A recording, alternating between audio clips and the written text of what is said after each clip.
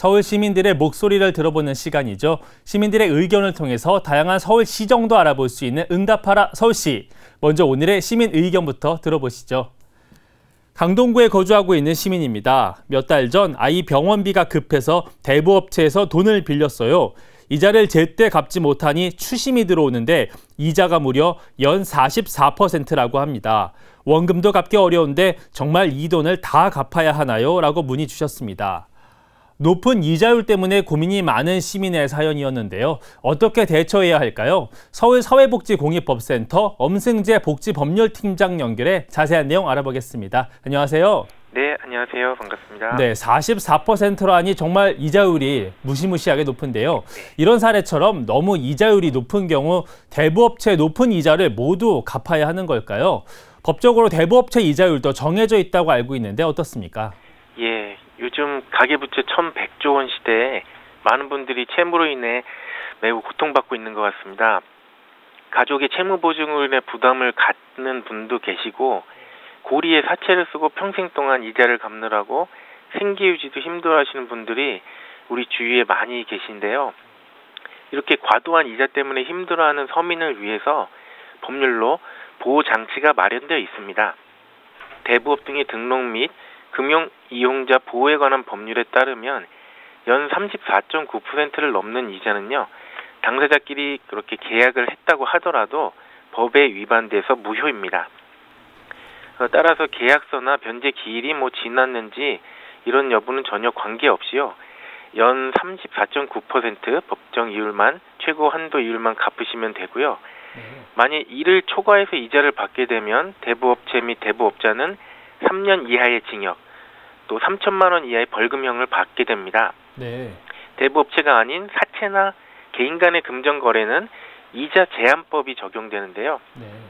이것은 2014년도 7월에 개정돼서 연 25%가 넘는 이자는 주지 않아도 되도록 하고 있습니다. 그렇군요. 참고로 현재 정부에서는 대부업체 법정 이율도 연 34.9%에서 연 29.9%까지로 낮추는 방안이 현재 추진되고 있습니다. 그렇군요. 하지만 몇몇 대부업체들은 채무자가 이러한 법을 잘 모른다는 점을 악용해서 빚을 갚으라며 괴롭히기도 합니다. 이런 때는 법원을 통해 무효 소송을 벌일 수 있지만 개인으로서는 소송하기가 좀 쉽지 않은데요. 이럴 때 서울시 분쟁조정위원회의 도움을 받을 수 있다고요?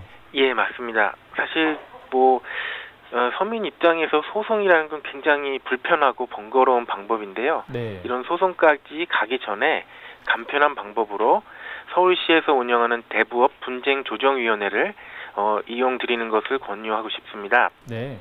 이 대부업 분쟁조정제도는 소비자가 대부업체의 대부 행위와 분쟁이 갈등이 발생했을 때 소송 절차를 거치기 전에 전문성을 가진 행정기관에서 중재해서 신속히 해결하도록 하기 위해 마련된 제도인데요. 네.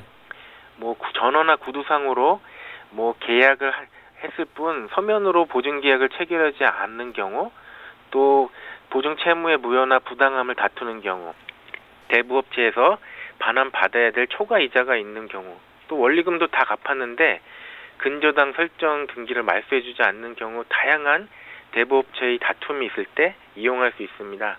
그렇군요. 이것은 법적 강제력이 있는 건 아닌데요.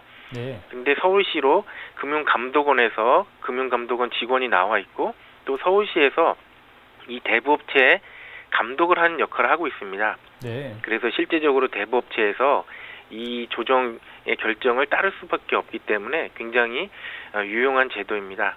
참고하실 것은 반드시 서울시에 등록된 대부업체여야지만 이 등록이 실효성이 있게 되겠습니다. 그렇군요. 이런 서울 사회복지공익법센터에서 채무자 대리인 제도를 시행한 지가 1년을 넘어섰다고 들었는데요. 이 제도를 몰라서 부당한 협박이나 또 각종 스트레스를 겪고 있는 시민들을 위해서 과연 어떤 제도인지 소개를 좀 해주시죠. 예, 앞서 강동구 시민께서도 추심으로 인해서 좀 힘드시다고 하셨는데요. 저희 채무자 대리인 제도는 그 채권의 공정한 추심에 관한 법률 개정에 따라서 2014년도 7월 15일부터 시행됐습니다. 네. 이것은 채무자가 변호사를 대리인으로 선정하면 대부업체 같은 채권자가 채무자를 방문하거나 말, 글, 음향, 영상 또는 물건을 도달하게 하는 그 추심을 할 수 없도록 하는 제도입니다. 네. 이는 그 과도한 추심에 시달리는 채무자들이 채권자에 대한 경제적, 심리적 균형을 도모해서 그 채무자가 자활할 수 있도록 돕는 것이 취지인데요. 네. 뭐 부당한 협박이나 정신적 스트레스, 과도한 빚 독촉 등으로 각종 문제를 야기시키는 것을 사전에 예방할 수 있는 장점이 있습니다. 네. 저희 서울사회복지공익법센터와 성남시 금융복지상담센터에서 이 제도를 운영하고 있는데요. 채무자가 서울사회복지공익센터에 방문하셔서 상담하신 후에 저희는 그 최저생계비 200% 이하의 저소득층에 한해서 변호사를 채무자 대리인으로 선임해 드리고 있습니다. 그렇군요. 하지만 그동안 그 채무자 대리인 제도에 대해서 적용 범위가 너무 협소하다는 그런 지적도 있어 왔는데요. 이 제도에 좀 보완할 점, 나아갈 방향은 어떨 게 있을지 의견도 좀 주시죠. 예, 이제까지 채무자 대리인 제도는 오직 법에 따라서 대부업체에 한정해서 적용되어 왔습니다. 그래서 이 문제점에 대해서 저희가 지난 7월에 채무자 대리인 제도 개선 방향에 대해서 토론회도 열었습니다. 네. 여기서는 첫째로 이 대부업체에 한정된 범위를 신용정보사, 카드사, 저축은행 등 타 여신 금융기관으로 확대하는 방안. 둘째, 채무자 대리인이 채권자 채무 조정을 시도해서 채무자에게 유익을 주는 방안. 또 셋째로 신용회복위원회 같은 공직기구에서 먼저 채무자에게 채무 조정을 진행하도록 그 제도적으로 돕는 방안 등의 개선 방향이 제시됐습니다. 네. 저희는 앞으로 이런 제안들이 좀 실제 법제도에 반영돼서 과도한 채무에 시달리는 분들에게 도움이 될 수 있는 방안을 추진하고 있습니다. 그렇군요. 말씀 주신 그 제도들 잘 활용하면 이 부당한 채무에 시달리는 시민들에게 큰 도움이 되지 않을까 싶네요. 오늘 말씀 감사합니다. 예, 감사합니다.